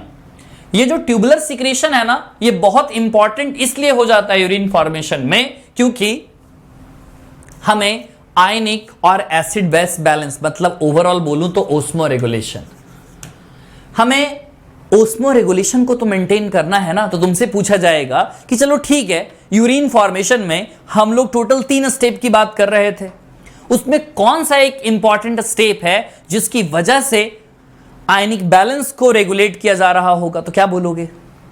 ट्यूबुलर सिक्रेशन की बात चलेगी वो। ठीक है, एक एक कर मैं सारे ट्यूबुल्स के फंक्शन की बात मैं यहां पे करूंगा। और देखते हैं जरा, सबसे पहले यहां समझे जरा, पीसीटी डीसीटी। ये पीसीटी है और ये डीसीटी है। ये हेनलीज लूप हुआ और बाकी ये कलेक्टिंग डक्ट है। ऊपर का हिस्सा कॉर्टेक्स, नीचे का हिस्सा मेडुला। एक एक कर सारा फंक्शन मैं तुम्हें बताता हूं। डायग्राम तुम्हारी एनसीईआरटी में खुली रहनी चाहिए, बगल में देखते रहना। पीसीटी, अब यहां पर कुछ कुछ चीजें तुमको याद रखनी है। पीसीटी अगर बात करें तो कौन सा एपिथेलियम है? तो क्यूबाइडल एपिथेलियम। कोई नई बात नहीं है, मैंने तुमको एनिमल टिश्यू में ये बात बताई है कि हमें पीसीटी में क्यूबाइडल एपिथेलियम देखने को मिलता है। ब्रश बॉर्डर होता है ताकि सरफेस एरिया बढ़ जाए और ये एब्जॉर्प्शन काफी अच्छे से हो। यहां पे तो कही जाती है कि nearly all of the essential nutrients, mostly जितने भी इसेंशियल न्यूट्रिएंट्स हैं, ग्लूकोज है, अमीनो एसिड है, और plus 70 to 80% electrolytes, sodium ion, chloride ions वगैरह और पानी, वो तो यहीं रीएब्जॉर्ब हो जाएगा। ये वाला रीजन देख रहे हो ना, ये वाला रीजन, इसको कहा जा रहा है पीसीटी। ये वही रीजन है जहां पे 70 to 80% इलेक्ट्रोलाइट्स रीएब्जॉर्ब हो गए, ये न्यूट्रिएंट्स रीएब्जॉर्ब हो गए। मतलब मैक्सिमम जो हिस्सा होता है ना, वो सारा का सारा इस नेफ्रॉन से एब्जॉर्ब कर कर खींच लिया जा रहा है ब्लड वेसल्स के अंदर। पीसीटी का भी एक बड़ा इंपॉर्टेंट रूल है पीएच और आयनिक बैलेंस को मेंटेन करने के लिए, क्योंकि ये क्या क्या सिक्रीट कर रहा है, ध्यान दो। हाइड्रोजन आयन को कर रहा है और अमोनिया को कर रहा है और बाकी पोटेशियम को भी कर रहा है। पोटेशियम नहीं दिखाया गया वहां पे, तो ध्यान देना। एब्जॉर्प्शन हो रहा है बाइकार्बोनेट का, ऊपर देखो बाइकार्बोनेट है। अब ध्यान देना बच्चे, इसका एरो का मतलब नहीं समझ पाते। सुने, जो ऊपर की एरो दिखाई जा रही है ना, ये सब सारी चीजें फिर से ब्लड में लौट रही हैं। नीचे से जो एरो है ना, ये नीचे से भेजा जा रहा है किसमें? नेफ्रॉन वाले हिस्से में, हाइड्रोजन आयन को, अमोनिया को, पोटेशियम को। लेकिन बाइकार्बोनेट वगैरह तो ऊपर एब्जॉर्ब हो रही हैं, तो इसमें याद रखने वाला पोर्शन यही है। अब आते हैं किसमें? हेनलीज लूप। यहां से तो क्वेश्चन बार बार आता है। रीएब्जॉर्प्शन यहां पे मिनिमम है, क्यों? क्योंकि मैक्सिमम तो हो चला पीसीटी में। रीएब्जॉर्प्शन मिनिमम कहां है? असेंडिंग लिम्ब में। मतलब ये वाला जो पोर्शन देख रहे हो जो नीचे आया, वो तो डिसेंडिंग है, ये वाला असेंडिंग। तो जब यहां पे रीएब्जॉर्ब हो गया, डिसेंडिंग में रीएब्जॉर्ब हो गया, तो फिर असेंडिंग में क्यों चलेगा ज्यादा? तो reabsorption is minimum in its ascending limb. ये रीजन का फिर काम क्या है? हाई ओस्मोलरिटी को मेंटेन करके रखना। तुमको पता होगा कॉर्टेक्स की ऊपर की ओस्मोलरिटी करीब 300 के आसपास होती है, वही मेडुला की ओस्मोलरिटी बात करें तो नीचे 1200 तक पहुंच जाती है। ये 1200 तक ओस्मोलरिटी पहुंचाने का काम हेनलीज लूप ने किया। अगर ये हेनलीज लूप नहीं होता तो ओस्मोलरिटी ज्यादा बढ़ नहीं पाती। द डिसेंडिंग लिम्ब जो लूप ऑफ हेनली का है, ये बहुत इंपॉर्टेंट चीज है, ध्यान देना। इसको बोलते हैं डिसेंडिंग, इसको बोलते हैं असेंडिंग। ये बात बहुत इंपॉर्टेंट है, कई बार आई है। ये किसके लिए परमेबल है? पानी के लिए परमेबल होगा। मतलब पानी आराम से पास हो जाएगा, लेकिन इलेक्ट्रोलाइट्स यहां से पास नहीं हो पाता है। अब देखो असेंडिंग लिम्ब की बात करें तो पानी के लिए तो इम्परमेबल है, लेकिन इलेक्ट्रोलाइट्स आराम से एक्टिवली या पैसिवली पास हो जाएंगे। देखो जैसे यहां पे पानी के लिए परमेबल है, पानी पास होने में कोई दिक्कत की बात नहीं है यहां पे, लेकिन यहां पे पानी नहीं, यहां पे इलेक्ट्रोलाइट्स, यहां पे देख सकते हो, यहां पे इलेक्ट्रोलाइट्स के लिए चीजें परमेबल है। मतलब दोनों एक दूसरे के अपोजिट हैं। तो बगल में लिख भी लेना, मैं तो कहूंगा लिख लेना बगल में कि जो डिसेंडिंग है ना और एक असेंडिंग है, तो तो डिसेंडिंग किसके लिए परमेबल है और किसके लिए इम्परमेबल है, ये दोनों बातें लिख लेना। अगर मैं बोलूं परमेबल किसके लिए है तो पानी के लिए परमेबल है, और इसका जस्ट अपोजिट कर लेना इसमें सोडियम क्लोराइड के लिए, है ना। इस तरीके से चीजें ध्यान रखना। ओवरऑल यही है, मतलब इस पूरे हेनलीज लूप का मेन काम है ना कि मेडुला में ओस्मोलरिटी को मेंटेन कर रखना। हम लोग पीसीटी देख चुके, हेनलीज लूप दोनों देख चुके, अब हम लोग आ चुके हैं डीसीटी में। डीसीटी के लिए एक वर्ड बहुत इंपॉर्टेंट है, कंडीशनल रीअब्जॉर्प्शन, क्योंकि जितना रीअब्जॉर्प्शन होना था वो तो हो गया पीसीटी में, मिनिमम तो चल ही रहा है असेंडिंग लिम्ब में, तो जितना होना था वो हो गया। लेकिन कंडीशनल रीअब्जॉर्प्शन की अगर बात की जाए सोडियम और पानी का, तो यही होता है। और डीसीटी रीअब्जॉर्प्शन भी करता है बाइकार्बोनेट का। बाइकार्बोनेट का रीअब्जॉर्प्शन और किसने किया था, पीसीटी ने, देखें डायग्राम को। और सिलेक्टिव सिक्रीशन हाइड्रोजन आयन का किया गया, पोटेशियम का किया गया, है ना, तो और अमोनिया का किया गया, ताकि पीएच और बैलेंस को मेंटेन किया जा सके। देखो ना, आओ यहां बाइकार्बोनेट, यहां भी बाइकार्बोनेट, यहां भी हाइड्रोजन आयन, यहां भी डाला गया हाइड्रोजन आयन, यहां भी डाला गया अमोनिया, यहां भी डाला गया अमोनिया, यहां भी वैसे होता है। पोटेशियम यहां भी डाला गया, पोटेशियम यहां भी होता है। समझ गया? तो ये सब चीजें तुम्हें ध्यान रखनी। देखो ना, अमोनिया यहां भी लिखा हुआ है, तो इसमें मत करना कुछ दिक्कत, है ना। तो यहां पे तीनों होते हैं, लिखा नहीं है एनसीईआरटी ने, लेकिन होते तीनों हैं। ठीक है, डन। अब आया वो आखिरी हिस्सा, कलेक्टिंग डक्ट। ये भी यूरिया और पानी के लिए परमेबल रहता है। देखो समझो, दिस लॉन्ग डक्ट, लंबा तो है ही क्योंकि बहुत सारे आकर नेफ्रॉन के डीसीटी इसमें खुल रही है। कॉर्टेक्स में ही यहां पे देखने को मिल रहा है, कॉर्टेक्स से स्टार्ट होते हुए मेडुला के इनर पार्ट तक चला जाता है ये। Large amount of water could be reabsorbed from this region, पानी बहुत ज्यादा, पानी तो पहले हो चुका है। तो तुमसे पूछा जाए पीसीटी और कलेक्टिंग डक्ट में कौन करता है मैक्सिमम वाटर का रीअब्सॉर्प्शन, जवाब जाएगा पीसीटी। जो बच गया ना मैक्सिमम, अब वो करेगा। और यूरिन को क्या बनाने का काम करता है, कंसंट्रेटेड। हमारी पूरी बॉडी इसी कोशिश में लगी है कि किसी तरीके से यूरिन को कंसंट्रेट बनाया जा सके, खासकर किडनी। इनिशियल फिल्ट्रेट के बारे में कहते हैं कि इनिशियल फिल्ट्रेट जितना भी बनता है उससे 4 टाइम्स ज्यादा कंसंट्रेट बनाने की कोशिश करता है हमारी बॉडी। दिस सेगमेंट मतलब डीसीटी, ये वाला collecting duct, a small amount of urea भी पास हो जाता है इसमें, ताकि मेडुला में जो कि ऑस्मोलरिटी को मेंटेन करना है 1200 के आसपास, उसको किया जा सके। और बाकी पीएच आयनिक बैलेंस तो सब यही चाहते हैं। और ये भी हाइड्रोजन आयन, पोटेशियम आयन वगैरह का सिक्रीशन करने का काम करेगा। ट्यूबुलर सिक्रीशन के हिस्से में आ गया। अब तो मुझे लगता है कि ये डायग्राम तुम बहुत अच्छे से समझ गए होगे कि पीसीटी क्या है, हेनलीज लूप डीसीटी वाला, डिसेंडिंग वाला, और यहां पे असेंडिंग वाला। इस इजी वे में समझ में आ गया होगा। और बाकी ये सब ट्यूबुलर सिक्रेशन का पार्ट है। बस ये सब चीजें ध्यान रखनी है तुम्हें। नेक्स्ट, यहां तक की पोर्शन हो गई है कंप्लीट। अब हम लोग चल रहे हैं अगले पोर्शन में। अब चैप्टर में ज्यादा कुछ बचा है नहीं, ठीक है। अब हम लोग चल रहे हैं अगले पोर्शन में, जिसका नाम है mechanism of concentration of the filtrate. इसे एक और नाम भी मैं दे सकता हूं, काउंटर करेंट मैकेनिज्म। क्या नाम बोलेंगे, काउंटर करेंट मैकेनिज्म के नाम से इसे बुलाया जाएगा। देखो, मैमल्स के पास यह एबिलिटी है कि वो कंसंट्रेटेड यूरिन को प्रोड्यूस कर सके। बिल्कुल सही बात है, हमारे पास वो प्रॉपर्टी है कि हमारा यूरिन डाइल्यूटेड फॉर्मेट में नहीं, कंसंट्रेटेड फॉर्मेट में देखने को मिलता है। हेनलीज लूप और वासा रेक्टा इसमें बड़े इंपॉर्टेंट रोल प्ले करते हैं। वासा रेक्टा वही है जो हेनलीज लूप के पैरेलल में यू शेप का बना हुआ था, जो पेरिट्यूबुलर कैपिलरी का एक बहुत इंपॉर्टेंट हिस्सा था। तो 2 चीजें इसमें करती हैं। अब यहां देखो, अगर देखना ध्यान से, बहुत इंपॉर्टेंट है ये चीज। एक तरफ वासा रेक्टा देखो और एक तरफ नेफ्रॉन देखो। एक तरफ वासा रेक्टा और एक तरफ नेफ्रॉन। अगर तुम देख रहे हो कि इस नेफ्रॉन में आगे की तरफ चीजें जा रही हैं, और तुम इमेजिन करो कि ये वासा रेक्टा को तुम उठाकर यहां पे रख दो, तो तुमको लगेगा कुछ ऐसा कि अगर नेफ्रॉन में चीजें जा रही हैं नीचे की तरफ, तो वहीं देखो, जैसे देखो, अगर मैं कहता हूं कि ये नेफ्रॉन का डिसेंडिंग पार्ट है, तो क्या मैं कह सकता हूं ये वासा रेक्टा का असेंडिंग पार्ट है। देखो ना कैसे चीजें जा रही हैं। तो क्या मैं कह सकता हूं कि नेफ्रॉन और वासा रेक्टा जो चीजों में दोनों में चल रहा है, दोनों का ट्रांसपोर्ट बिल्कुल अपोजिट है।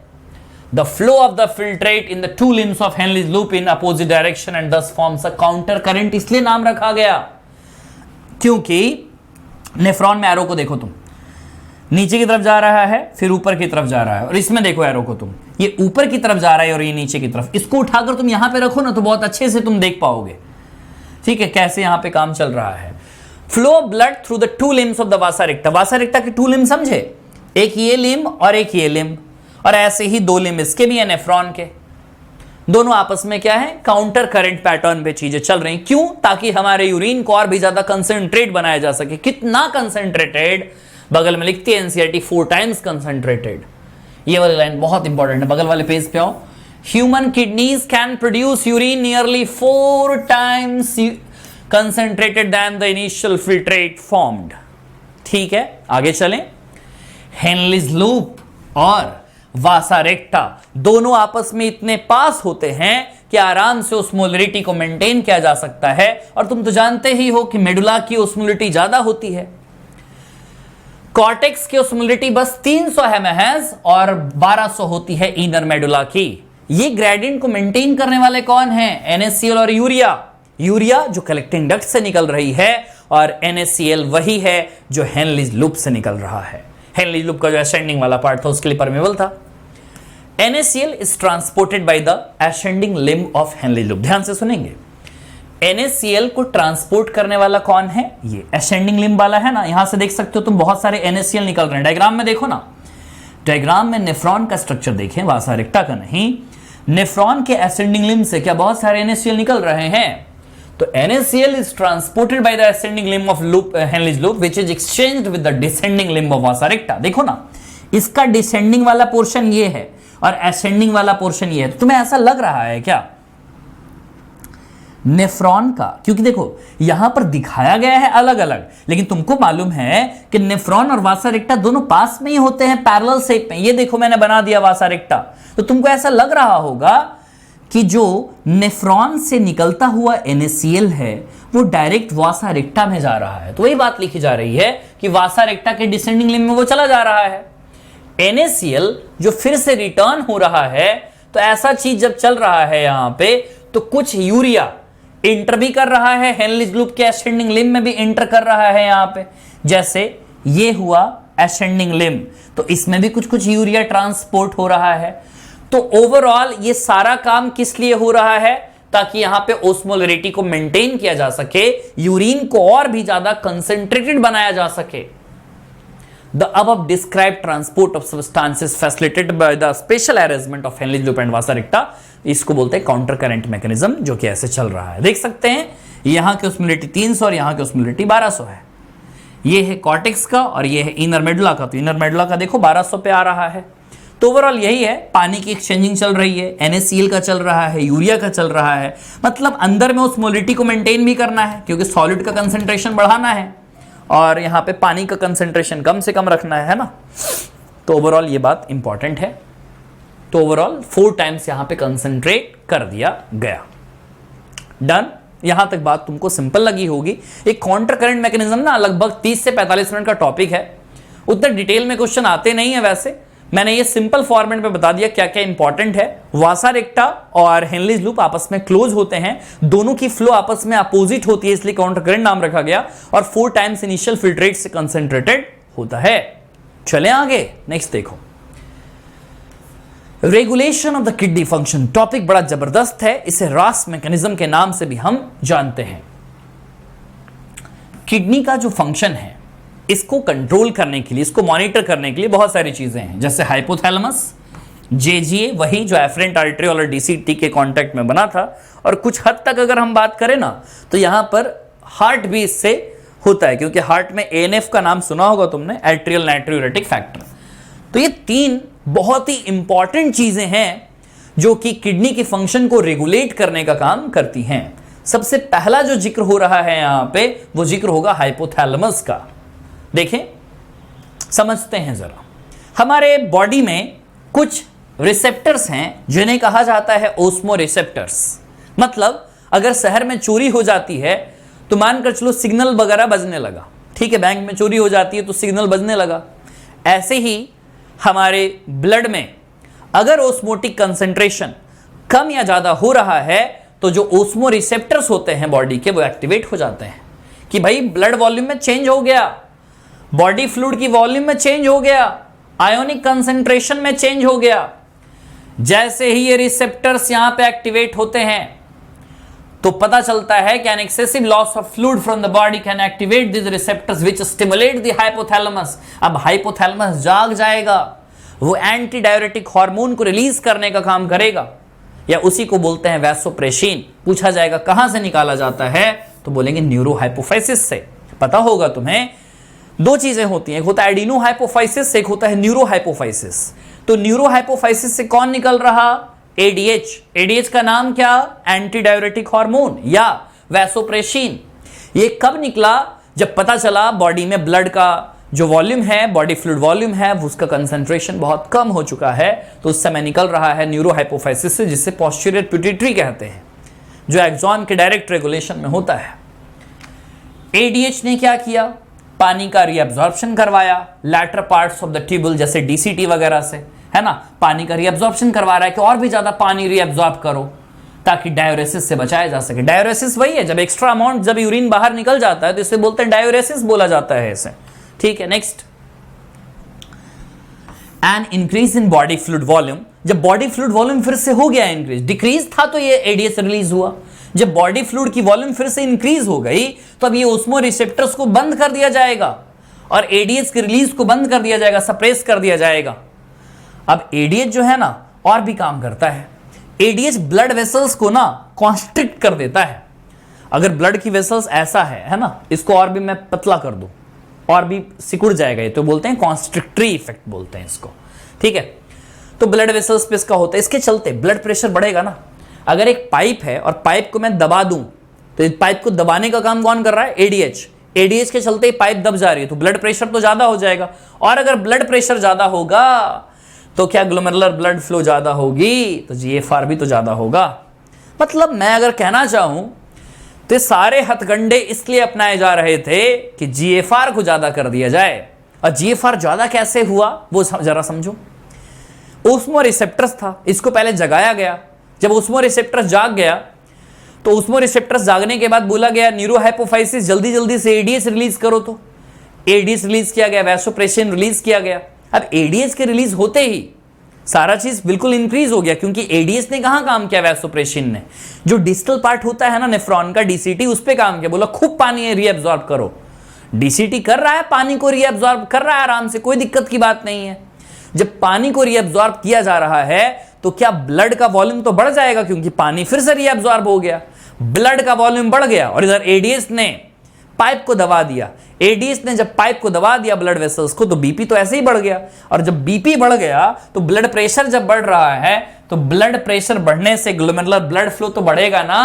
एफरेंट आर्टरियोल में वॉल्यूम होगी ना ज्यादा, और एफरेंट आर्टरियोल में वॉल्यूम ज्यादा होने से जीएफआर इंक्रीज हो जाएगी। समझ में आई बात। जेजीए, जिसे बोलते हैं जक्स्टाग्लोमेरुलर एपरेटस, ये भी बहुत इंपॉर्टेंट रोल प्ले करता है। मैंने कहा था तुम्हें कि जब जीएफआर कम हो जाएगा, ब्लड प्रेशर कम हो जाएगा या ब्लड का फ्लो कम हो जाएगा, तो जेजी सेल्स रिलीज करने का काम करेगा रेनिन, और इसी की वजह से फिर से जीएफआर इंक्रीज हो जाती है।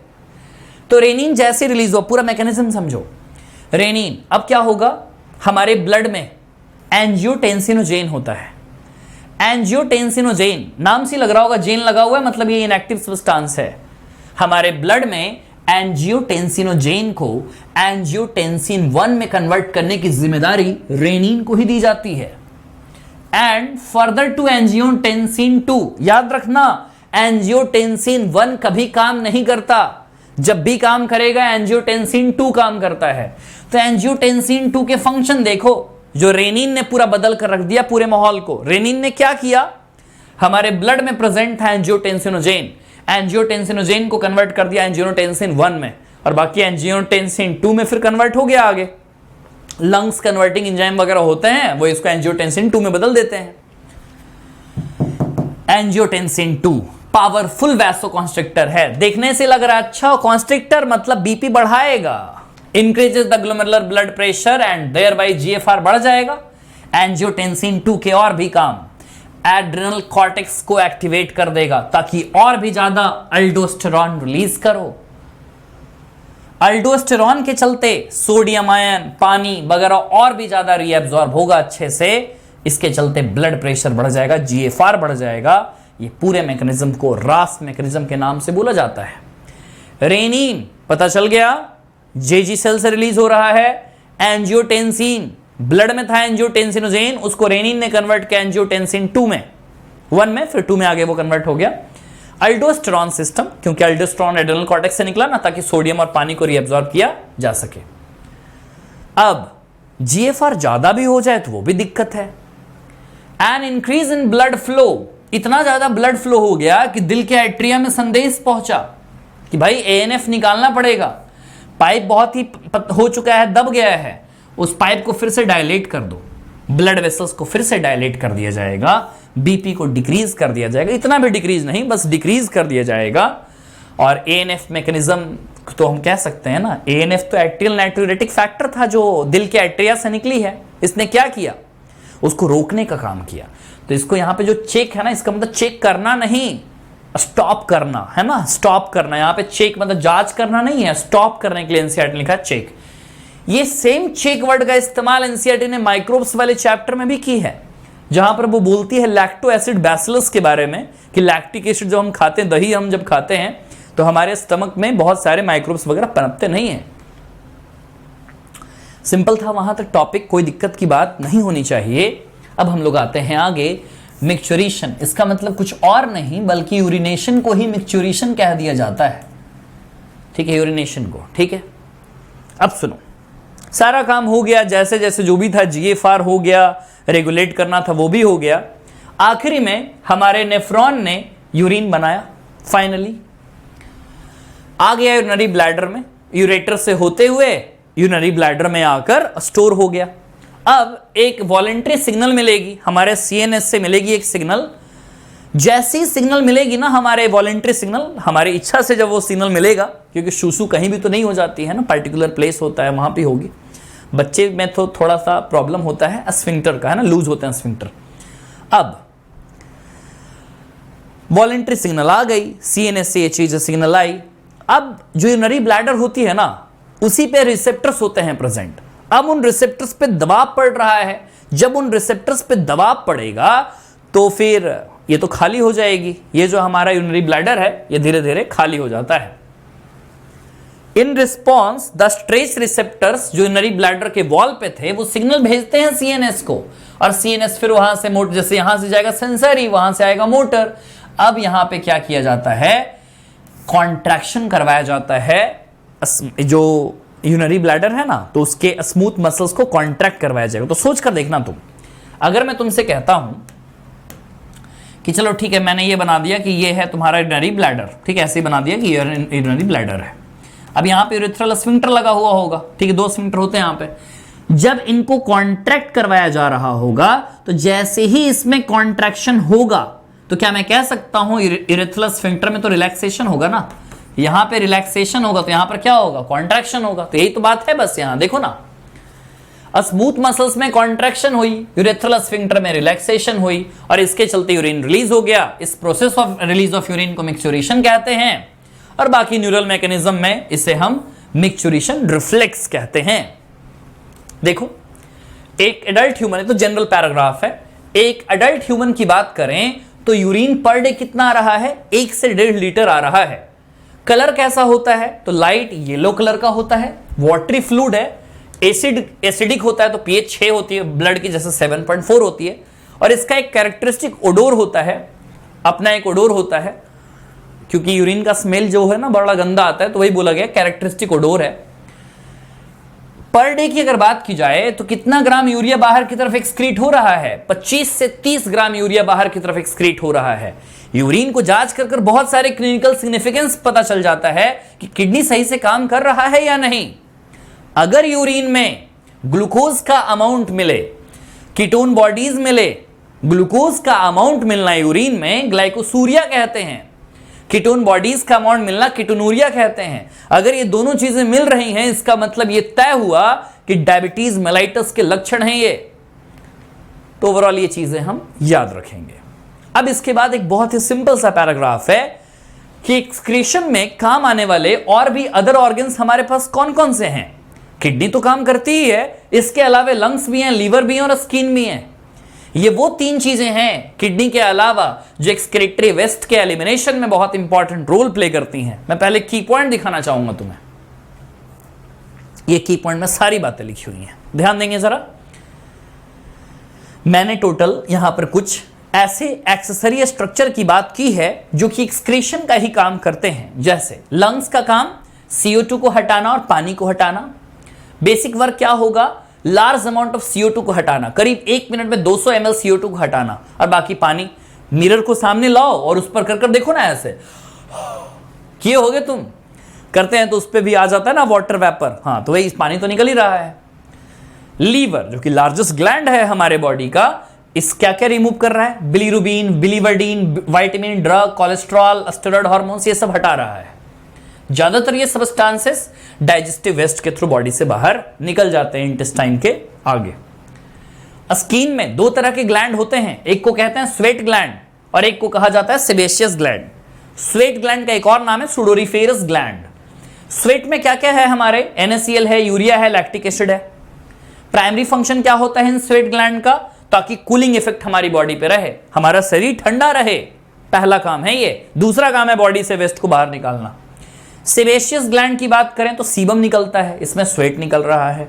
सीबम में क्या क्या है? Sterol, hydrocarbon, waxes. सीबम से एक ऑयली कवरिंग मिलती है हमारे स्किन को, पूरी तरीके से ऑयली रहता, नहीं तो रूखड़ा हो जाता पूरा। सलेवरी ग्लैंड से सलाइवा निकल रहा है, उसमें भी थोड़ा सा नाइट्रोजनस वेस्ट देखने को हमें मिलता है। तो एक बार देखोगे ना इसको तो फिर आराम से ये चीज क्लियर हो जाएगा तुम्हारा। देखो, लंग्स की बात की गई तो ये हमने बात कर ली, 200 ml पर मिनट, है ना, ये वाली बात। और बाकी बाइल में बिलीरुबिन, बिलीवर्डिन, कोलेस्ट्रॉल, ये सब सारा कुछ है यहाँ पे, विटामिन, ड्रग्स वगैरह, ठीक है। डाइजेस्टिव वेस्ट से बाहर निकल गया। स्वेट और सेबेशियस की भी बात कर ली। स्वेट में क्या क्या प्रेजेंट है ये सब चीजें देख लिया तुमने। और बाकी स्वेट का जो मेन काम होता है वो कि कूलिंग इफेक्ट देना, ये इंपॉर्टेंट लाइन है। सेबेशियस ग्लैंड में सीबम में क्या क्या प्रेजेंट है वो तुमने देख लिया। स्टेरॉल, हाइड्रोकार्बन और वैक्स वगैरह है, वायली कवरिंग देने का काम करते हैं। और बाकी सलाइवा से भी मैंने कहा कि कुछ नाइट्रोजनस वेस्ट तो निकलते ही हैं।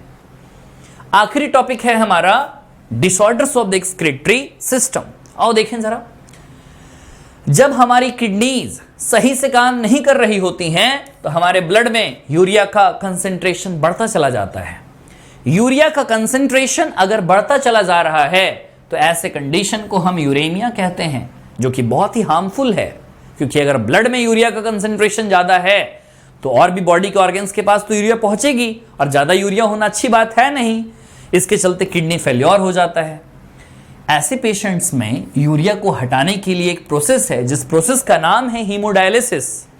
और जरा एक तरीके से बताता हूं हीमोडायलिसिस क्या होता है, कैसा होता है। हाँ, हीमोडायलिसिस। हीमोडायलिसिस एक ऐसा प्रोसेस है जिससे कि हम ब्लड में से यूरिया को हटाने का काम करते हैं, ठीक है भाई। ये एक ऐसा मेथड है जो कि पूरी दुनिया में हजारों लाखों यूरेमिक पेशेंट्स को एक वरदान के तौर पे मिला हुआ है, हीमोडायलिसिस टेक्निक। सबसे पहले क्या है पूरा प्रोसेस, जो एनसीईआरटी ने लिखा है कॉम्प्लेक्स लैंग्वेज में, उसको सिंपल करते हैं।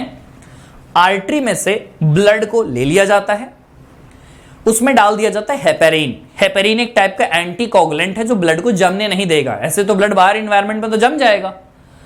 उसको पंपिंग कर दिया जाता है डायलिसिंग यूनिट में। ये डायलिसिंग यूनिट कुछ और नहीं बल्कि किडनी के जैसा ही काम करने वाला बाहर में यूनिट है, जिसे कहते हैं आर्टिफिशियल किडनी। इसमें फ्लूइड होता है, इसमें भी सेम वैसा ही फ्लूइड होता है जैसा हमारे बॉडी में फ्लूइड है ना, सेम वैसा ही, सिर्फ इसमें यूरिया का कंसेंट्रेशन नहीं होता है। इसमें जो फिल्ट्रेशन होती है वो कंसेंट्रेशन ग्रेडियंट पे, high to low concentration gradient पे होता है। और इसका मेन काम होता है कि बॉडी में जो भी नाइट्रोजनस वेस्ट है ना ब्लड में, उसको निकालने का काम करे। ब्लड को क्लियर कर देते हैं, फिर उसमें एंटीकोगुलेंट डालकर फिर वेन में पंप कर देते हैं। ओवरऑल यही काम होता है। बगल में फ्लोचार्ट बना लोगे तो काफी अच्छा रहेगा, है ना। तो यहां देखो, इस प्रोसेस में ब्लड आर्टरी से ले ली जाती है और इसको डायलिसिंग यूनिट में डाल दिया जाता है, जिसको हम आर्टिफिशियल किडनी कहते हैं। ब्लड जो लिया गया आर्टरी से, उसको पंप कर दिया हमने डायलिसिंग यूनिट में एंटीकोगुलेंट को डालकर, जैसे हेपेरिन। यूनिट में बिल्कुल वैसा ही फ्लूइड होता है कि जैसा हमारे प्लाज्मा के पास होता है। और प्लाज्मा में नाइट्रोजनस वेस्ट है हमारे, लेकिन यहां पे नहीं है क्योंकि उसी को तो हटाना है। और सेलोफेन मेम्ब्रेन से इसको बाहर की तरफ निकाल लिया जाता है on the basis of concentration gradient. Nitrogenous waste जब एब्सेंट है डायलिसिंग फ्लूइड में तो आराम से फ्रीली मूव हो जाते हैं और ब्लड जो क्लियर होता है फिर से उसको डाल दिया जाता है, एंटी हेपरिन उसमें डाल देते हैं और बाकी ये पूरी दुनिया में काफी सारे लोगों को वरदान के तौर पे ये मिल रहा है। कभी कभी तुमने केस सुने होंगे, रेनल फेलियर के केस सुने होंगे जो बोलते हैं किडनी फेलियर, तो इसमें किडनी ट्रांसप्लांटेशन की जरूरत पड़ती है कि किसी का किडनी लिया और किसी में लगाया, तो एक फंक्शनिंग किडनी यूज किया जाता है किसी डोनर से, चाहे तो वो क्लोज रिलेटिव हो तो बेहतर है और चांसेस रिजेक्शन कम होते हैं इसके, है ना। जैसे मान कर चलो किसी दूर के इंसान से लिया जिसको जानते तक नहीं है, क्लोज रिलेटिव नहीं है, तो क्या पता हमारा बॉडी उसको रिजेक्ट कर ले, उस केस में वहां पे साइक्लोस्पोरिन ए वगैरह दिया जाता है। कुछ याद आ रहा होगा अगर तुम्हें साइक्लोस्पोरिन ए, कुछ याद आ रहा है? साइक्लोस्पोरिन ए, मोनास्कस परपूरियस, कुछ ऐसे बहुत सारे माइक्रोस वाले चैप्टर में एग्जाम्पल्स के जिक्र है, जैसे साइक्लोस्पोरिन ए हो गया, ऐसे ही बात होती है स्ट्रेप्टोकाइनेज की, तो ये सब चीजें तुमको याद रखनी है ना, to minimise its chances of rejection by the immune system of the host. Modern clinical procedures हैं जिससे कॉम्प्लिकेटेड टेक्निक को काफी आसान बनाया गया है। ये तो बात रही रेनल फेल्योर के बारे में, यूरेमिया के बारे में और हीमोडायलिसिस के बारे में। अगला जो टॉपिक है हमारा ये है रीनल कैल्कुलाई। क्या टॉपिक का नाम है? रीनल कैल्कुलाई। यहां पे बात करनी है क्या वो जरा समझना। अ स्टोन और insoluble mass of crystallised salt. तुमने सुने होंगे पथरी का नाम कि किडनी में पथरी हो गया, किडनी में स्टोन हो गया, गॉल में स्टोन हो गया, ब्लैडर में, गॉल ब्लैडर में स्टोन हो गया, ऐसे किडनी में हो जाती है। तो किसकी होती है वो? ऑक्जेलेट की होती है जो किडनी के अंदर बन जाती है। जैसे कोई भी ज्यादा अगर कैल्शियम का इंटेक कर रहा है तो उसके अंदर भी किडनी स्टोन देखने को मिलते हैं जिन्हें रेनल कैल्कुलाई बोला जाता है। ग्लोमेरुलोनेफ्राइटिस बड़ा ही सिंपल सा बीमारी है। इसमें क्या होता है, जो किडनी का ग्लोमेरुलस देखते हो ना, ग्लोमेरुलस वहीं पे हो जाती है सूजन। अगर उसमें हो जाएगी सूजन तो फिर अच्छे से कोई चीज फिल्टर, बड़े बड़े चीज भी उसके अंदर आ जाता है ना, तो सूजन हो जाती है उसमें इन्फेक्शन के कारण, बैक्टीरियल इन्फेक्शन के कारण ऐसा देखने को मिलता है ग्लोमेरुलोनेफ्राइटिस। आइटिस का मतलब ही होता है ना सूजन, तो इसलिए बोला गया क्या? ग्लोमेरुलोनेफ्राइटिस। इसी के साथ ये पूरा चैप्टर कंप्लीट हो गया। एक भी लाइन हमने नहीं छोड़ी इसकी। बहुत ही सिंपल सा चैप्टर है जिसको हमने बहुत ही कम टाइम में हमने इसे समराइज करने की कोशिश की है। इसमें कुछ की पॉइंट्स थे एडेड, वो तुमने अच्छे से देखा होगा। और भी तुम्हें की पॉइंट्स बीच में चाहिए वगैरह तो मुझे और भी कमेंट करो और मुझे बताओ कि ये चीजें कैसी लग रही हैं तुम्हें। इसके बाद 11th के 3 चैप्टर और बचे हैं। क्लास 12 के जो छोटे छोटे चैप्टर हैं वो साथ में लिए जाएंगे। एक दिन में 2 चैप्टर होगा, मतलब एक बहुत ही छोटा सा चैप्टर, जैसे एनवायरमेंटल इशू बहुत ही छोटा है, बायोडाइवर्सिटी बहुत ही छोटा है, रिप्रोडक्शन इन ऑर्गेनिज्म, ये छोटे छोटे चैप्टर्स लिए जाएंगे। ठीक है, तो इतने को अच्छे से रिवाइज करना है। और क्वेश्चंस प्रैक्टिस कल से चालू हो रहा है। कल से मतलब 14 जून से। 14 जून को रात में 9 बजे प्रैक्टिस सेशन है। ऐसी 15 को, 16 को, 17 को डेली प्रैक्टिस सेशन अब हम लोग करने वाले हैं, ताकि यहां पे जो क्वेश्चंस नहीं हो रहे हैं वो क्वेश्चंस प्रैक्टिस यहां पे होने लगे। बात समझ में आ रही है? चलो भाई, ओके, मिलते हैं हम लोग फिर अगले सेशन में। Bye bye, thank you. अपना ख्याल रखें और अपने चाहने वालों का भी। Bye bye, thank you.